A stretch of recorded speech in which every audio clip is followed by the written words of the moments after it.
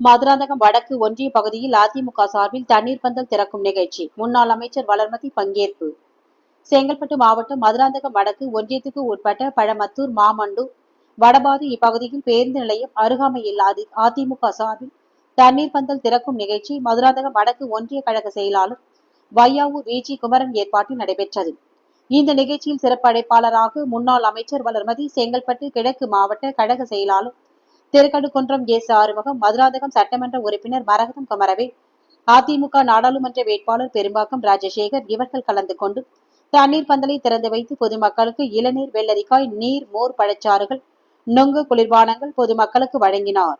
இந்த நிகழ்ச்சியில் மாவட்ட அம்மா பேரவை செயலாளர் ஆனூர் பக்தவச்சலம் மற்றும் அதிமுக நிர்வாகிகள், பொதுமக்கள் ஏராளமானோர் கலந்து கொண்டனர்.